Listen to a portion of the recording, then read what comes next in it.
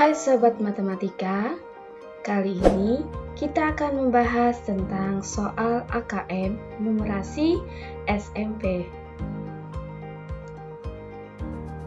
Soal yang pertama, rumah ideal. Menentukan ukuran rumah yang ideal memang susah gampang. Pada dasarnya, ukuran sebuah rumah harus disesuaikan dengan jumlah yang nanti akan tinggal di dalamnya. Berdasarkan berbagai pertimbangan seperti ruang gerak, furnitur, dan lain sebagainya, maka ukuran minimal masing-masing ruangan yang ideal bagi keluarga tersebut adalah sebagai berikut. Meski tidak sama persis, karena dengan kondisi lahan yang dimiliki, contoh di atas setidaknya bisa menjadi gambaran bagi Anda saat merencanakan atau memutuskan untuk membangun rumah dengan ukuran ideal yang bisa dihuni 2 hingga 5 orang. Pertanyaannya adalah, setujukah Anda dengan pernyataan berikut? Cukup dengan lahan 9 meter persegi, Anda akan mendapatkan sebuah dapur ideal. Baik, soal ini sangat sederhana sebenarnya, tetapi untuk menjawab soal ini, kalian akan melakukan analisis terhadap data yang diberikan. Kita perhatikan data-data yang disajikan tentang ukuran minimal ruang ideal pada rumah yang akan dibangun untuk 2 hingga 5 orang. Nah, di sini kita ditanya apakah lahan 9 meter persegi ini cukup ideal. Berdasarkan data syarat ukuran ideal, di sini kita lihat dapur adalah ukurannya panjang 3 meter dan lebar 3 meter.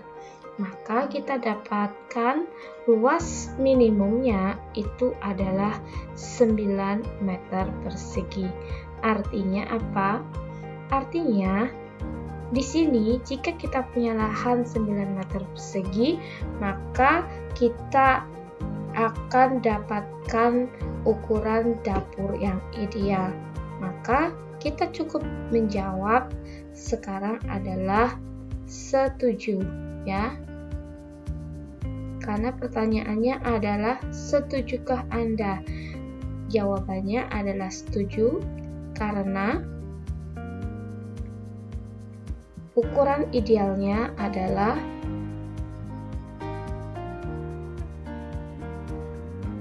3 kali 3 sehingga luas minimum ideal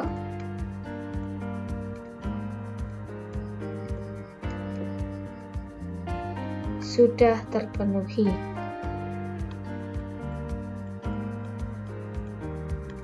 Dengan lahan 9 meter persegi. Oke, cukup mudah bukan? Artinya di sini kita harus jeli untuk membaca data. Soal yang kedua.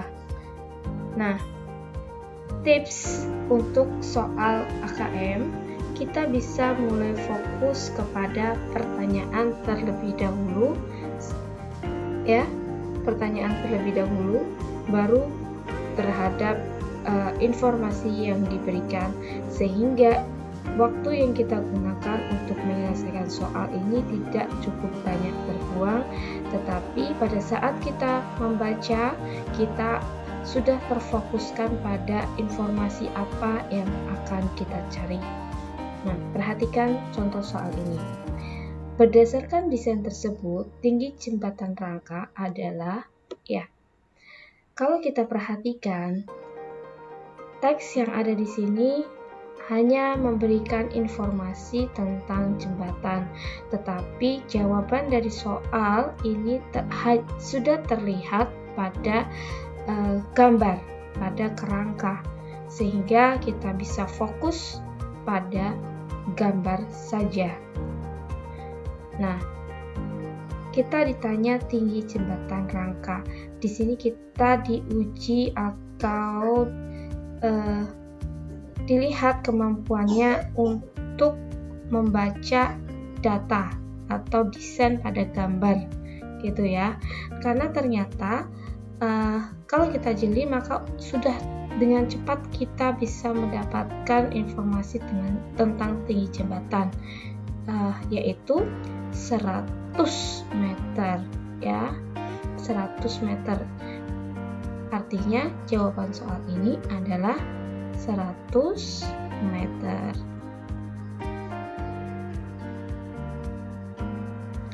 Soal yang ketiga, Ari membuat topi berbentuk kerucut dengan kertas karton untuk ulang tahun adiknya. Langkah-langkah pembuatannya adalah sebagai berikut. Nah, Ari akan membuat 40 buah topi berbentuk kerucut untuk ulang tahun tersebut. Berapa lembar kertas karton berukuran 30 cm x 42 cm yang diperlukan jika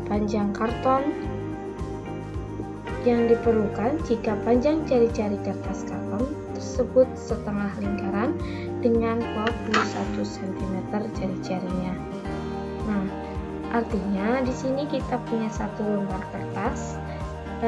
Satu lembar ini kita akan coba buatkan topi berbentuk kerucut dengan jari-jari 21 cm, artinya panjang ke sini, diameter ini sudah 42 cm, dan ini sama dengan ukuran panjang kertasnya 42 cm, dan artinya ukuran kertas ke sini adalah 30 cm. Nah, kita membuat kerucut di sini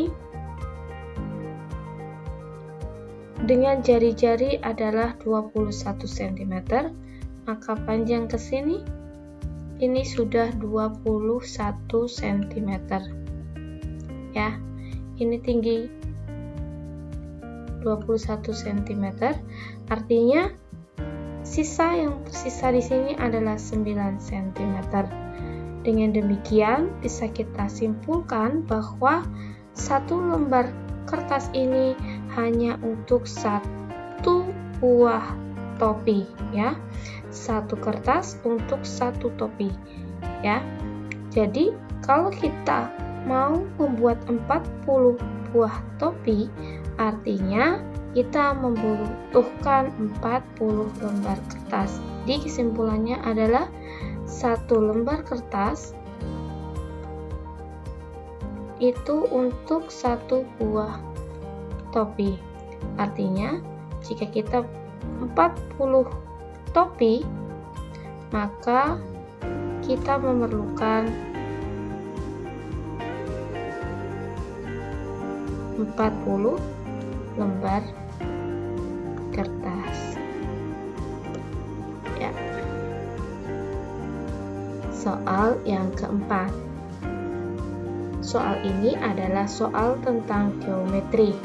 Gambar berikut merupakan desain atau template yang belum lengkap untuk membuat 5 segi 4 dari kertas dan menggunakan lem pada beberapa bagian sisinya.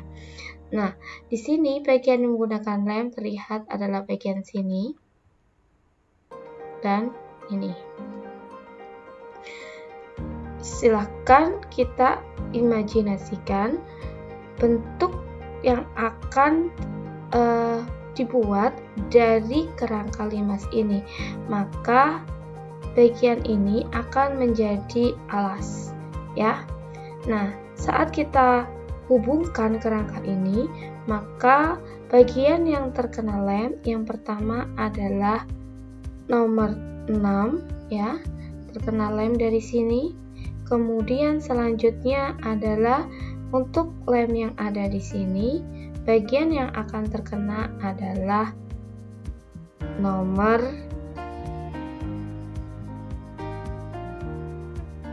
2 ya. Nomor 2. Artinya jawabannya adalah 2 dan 6. Mudah bukan? Selanjutnya, soal nomor yang kelima. Sejak Januari 2020, sejenis virus menimbulkan kegaduhan di Provinsi Wuhan, Cina, kemudian menyebar ke banyak negara. Rasio penderita sembuh terhadap penderita wabah COVID-19 di negeri-negara ASEAN berbeda satu sama yang lainnya. Negara dengan rasio kesembuhan yang paling rendah adalah, untuk menentukan rasio, artinya di sini adalah kita gunakan data sembuh, kita bagi dengan banyaknya penderita. Nah, di sini terlihat data yang sembuh untuk negara Singapura adalah 131, sedangkan yang menderita adalah 385. Kemudian Indonesia 17 orang sembuh yang menderita 369, 8 orang sembuh yang menderita 230 di Filipina, dan seterusnya. Nah, kita diminta untuk menentukan negara dengan rasio kesembuhan yang paling rendah. Artinya kita akan menghitung perbandingan ini ya. Sembuh dibagi menderita. Nah, kita bisa mulai menghitung di sini, tetapi ada salah satu tips ya. Di sini kita lihat untuk Thailand. Untuk Thailand di sini adalah nilai yang sembuh adalah 0.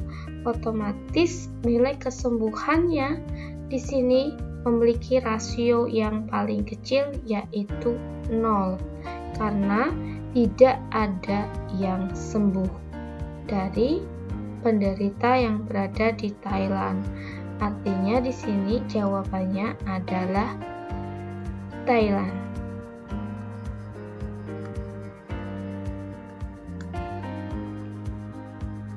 Nah, untuk mengetahui bagaimana rasio secara keseluruhan, kalian bisa menghitung dengan menggunakan rumus rasio, yaitu jumlah sembuh dibagi dengan jumlah penderita. Contohnya adalah untuk di Singapura, maka rasionya adalah 131 per 385. Ini senilai sekitar 0,8 ya. Kemudian di Indonesia ini nilainya adalah 17 per 369. Kita bisa lanjutkan perhitungannya seperti ini ya. Lalu kita bisa menentukan urutannya.